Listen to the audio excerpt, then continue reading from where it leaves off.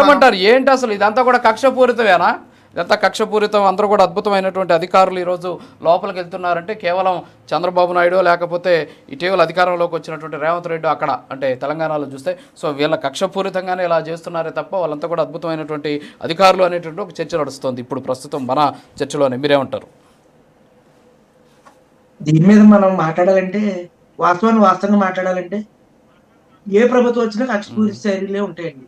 ఏ ప్రభుత్వం వచ్చినా రేపొద్దు నేనే సీఎం అయినా సరే ఇప్పుడు నా మీద ఏదైనా చేసినా లేకపోతే ఒక సామాన్యుడు ఎవరైనా సీఎం అయినా అలాగే ఉంటాయి వ్యవస్థలు.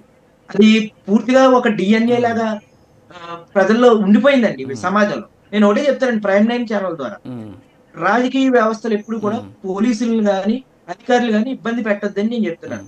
గత ప్రభుత్వం గత 20 ఏళ్ళ నుంచి ఇది ఒక వెర్షన్ అండి. రాజకీయ నాయకుల యొక్క ప్రలోభాలకి లొంగి వ్యవస్థల్ని నాశనం చేసి ప్రజల మీద అక్రమ కేసులు బనాయించి తప్పు చేసిన వారిని తప్పించి అమాయకులను శిక్షించేటువంటి విధానాలు చేయొద్దని చెప్పి ఐపీఎస్ ఐఏఎస్ అధికారులకి ప్రైమ్ 9 ఛానల్ ద్వారా కూడా నేను తెలియజేస్తూ ఉన్నాను. ఎందుకంటే టిఎన్ శేషన్ గారని మనం ఎన్నికల కమిషనర్ అధికారిగా పనిచేసి ఆయన చేసుకొచ్చిన రిఫార్మ్స్ ఈ రోజుని దేశవ్యాప్తంగానే అట్లాగే ప్రపంచ వ్యాప్తంగానే భారతదేశానికి ఎన్నికల వ్యవస్థకు ఒక జీవనాడిగా పనిచేసిందండి.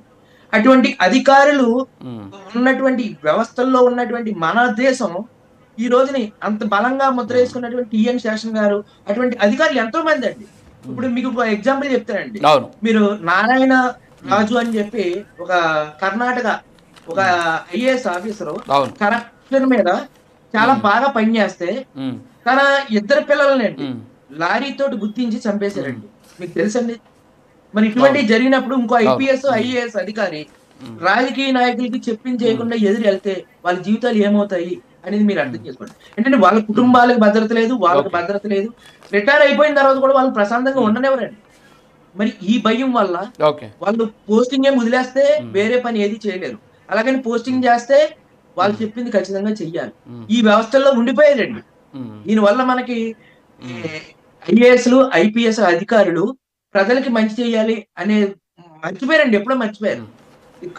మీకు చెప్తున్నా అంటే ఒక చిన్న గ్రామ విఆర్ఓలు కూడా సెక్రటరీలు కూడా బాబోయ్ మాకు ఈ గవర్నమెంట్ జాబులు వద్దు బాబోయ్ అని చెప్పి ధర్నాలు పెట్టి ఏదన్నా బతుకుంటే బఠానీలు అమ్ముకొని ఏమన్నా బతకొచ్చు, మేము ఈ తలకాయ పోటీలో బతకలేము, ఇంటికి వెళ్ళి కూడా ప్రశాంతత లేదని చెప్పి మొర పెట్టుకున్నటువంటి సంఘటనలు గత 20 ఏళ్ళ నుంచి కొన్ని వేలు ఉన్నాయండి. మన ప్రభుత్వంలో కూడా 307 కట్టినటువంటి ఫెడరల్ పోలీస్ స్టేషన్ లో ఇంతవరకు అరెస్ట్ చేయలేదు. ఇంకా మొన్న అంత ఎందుకండి పెక్కవాల్ పోలీస్ స్టేషన్ లో ఒక మహిళని పెనుకొండ నుంచి తీసుకెళ్లిపోయి చేశారండి. తీసుకెళ్లిపోయి ఆవిడ చేతిలో డాక్యుమెంట్ లాగిస్తున్నారు. నిన్న ఎస్ఐ గారికి ఫోన్ చేస్తే ఆయన ఏమంటాడు, అసలు మా ఓళ్ళు ఎవరు రాలేదంటాడు. సీసీ ఫుటేజ్ లో సిక్కింది. మరి ఎవరు అరెస్ట్ చేస్తారండి? అంటే అది అక్కడ తెలుగుదేశం అక్కడ ఒక నాయకుడే. ఎందుకంటే తెలుగుదేశం అంటే మాకు ఒక నమ్మకం, జనసేన అంటే నమ్మకం, ఈ కూటమి ప్రభుత్వాన్ని ఒక నమ్మకం అండి. మన ప్రభుత్వంలో కూడా తప్పులు జరుగుతున్నాయి, వాటిని సరిదిద్దండి. సామాన్య మానవుడికి మన వ్యవస్థ నమ్మకం కలిగేలాగా ఐపీఎస్లు ఐఏఎస్లు స్వతంత్రంగా వ్యవహరించి రాజకీయ జోక్యం లేనటువంటి వ్యవస్థని ప్రతి ఒక్కరు రూపొందించాలి. ప్రతి ఓటర్కి అదే మనం చేస్తూ ఉన్నారు. మన ప్రజలకి ఓటేసి హక్కే ఉన్నది కానండి. వాళ్ళని ఇప్పుడు ఐపీఎస్ ఐఏఎస్ అధికారులు కూడా ప్రజా ఓటింగ్ ద్వారా కూడా ప్రమోషన్లు ఇచ్చేటువంటి వ్యవస్థ మన వ్యవస్థలో లేదండి. ఏంటంటే ఎక్కడైనా పని చేశారనుకో ప్రజలు వాళ్ళకి చేసినటువంటి మంచి ఏంటి చెడు ఏంటంటే వాటికి కూడా ఓటింగ్ ఉన్నదనుకోండి ఖచ్చితంగా ప్రజలకు మనం మంచి చేస్తున్నాము చెడు చేస్తున్నాం అనేది న్యాయ వ్యవస్థ ద్వారాగానే ఐఏఎస్లు ఐపీఎస్లు నిర్వహణ అనేది ఎప్పుడైతే ఉందో మన దేశం అప్పుడు బాగుపడుతుందండి. రాజకీయ వ్యవస్థ నుంచి స్వతంత్ర వ్యవస్థగా పోలీసు వ్యవస్థ ఉన్నప్పుడే మనం ఇప్పుడు 1973 సంవత్సరంలో మనం ఇందిరాగాంధీ హయాంలో ఏదైతే న్యాయ వ్యవస్థ స్వతంత్ర వ్యవస్థగా రాజ్యాంగాన్ని మౌఖిక స్వరూపాన్ని మార్చొద్దని చెప్పి ఆ ఒక్క కేశవానంద భారతి కేసులోంచి మనం బయటకు వచ్చి స్వతంత్రంగా వ్యవహరిస్తుందో అదే విధంగా సర్వోన్నత అత్యున్నతమైనటువంటి అఖిల భారత సర్వీసులు కేంద్ర సర్వీసులు అన్ని కూడా న్యాయ వ్యవస్థ అండర్ లోనే ప్రమోషన్లు కానీ వాళ్ళకి ఉండాలని చెప్పి రాజకీయ జ్యోతి పూర్తిగా పోవాలని చెప్పి కోరుతూ ఉన్నారు. నేను ఒకటే చెప్తానండి, మనకి రాజధాని లేదు, మంచి మంచి ఆఫీసర్లు చంద్రబాబు నాయుడు గారు.